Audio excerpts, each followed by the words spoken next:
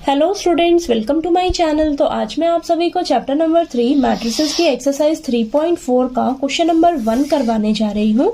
तो हमारे पास इस एक्सरसाइज में सिर्फ ये एक ही क्वेश्चन है, ठीक है, क्योंकि इस बार आपके पास सिलेबस में इनवर्स फाइंड आउट करना नहीं है, ठीक है।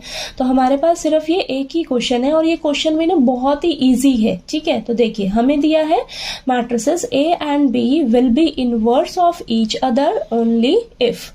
तो क्वेश्चन में हमें बोला है कि हमारे पास दो मैट्रिसेस हैं A और B, और ये दोनों मैट्रिसेस जो है ना एक दूसरे की इनवर्स हैं, यानी कि A जो है B का इनवर्स है और B जो है A का इनवर्स है, ठीक है। और हमारे पास ये 4 कंडीशंस दे रखी हैं।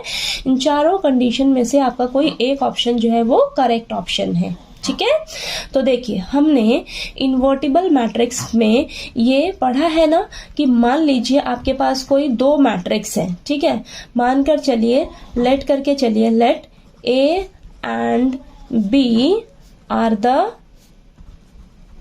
टू स्क्वायर मैट्रिक्स, ठीक है, two square matrix of same order, ठीक है। मानकर चलिए आपके पास दो मैट्रिक्स हैं A और B, ठीक है, स्क्वायर मैट्रिक्स है सेम ऑर्डर की।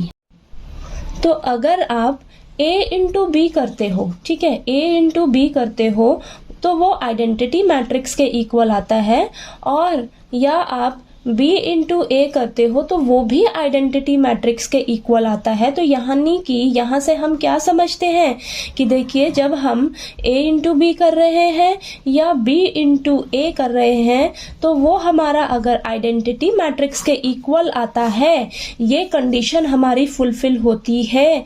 तो हम यहाँ से क्या कहते हैं, हम यहाँ से यही कहते हैं ना कि देखिए, A is the inverse of B, ठीक है, A is the inverse of B and B is the inverse of A।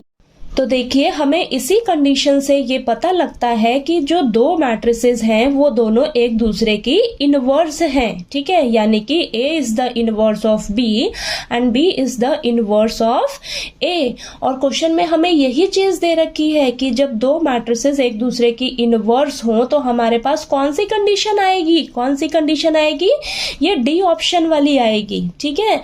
यानी कि आपका जो D ऑप्शन है, ऑप्शन डी क्या है हमारे पास, A into B is equal to B into A is equal to I। ये ऑप्शन आपका करेक्ट ऑप्शन है, ठीक है।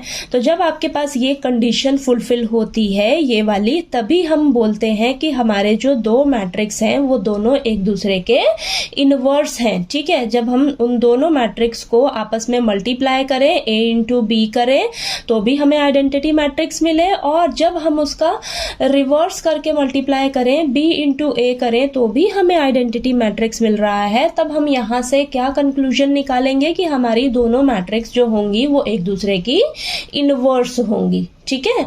तो देखिए, हमें यहाँ पर थोड़ा सा घुमा कर पूछा हुआ है, ठीक है, तो इसलिए आपने इस चीज का ध्यान रखना है, ठीक है। तो आपने इसके लिए अच्छे से इंट्रोडक्शन वाली वीडियो मेरी देख लेनी है ताकि आपको कोई दिक्कत ना आए, ठीक है। इन्वर्टिबल मैट्रिसेस का इंट्रोडक्शन जो है मैंने पिछली वीडियोस में करवा रखा है, तो प्लीज आप जाकर देख लीजिएगा, ठीक है। तो आपको देखिए, ये क्वेश्चन नंबर 1 जो है वो अच्छे से क्लियर हो गया होगा।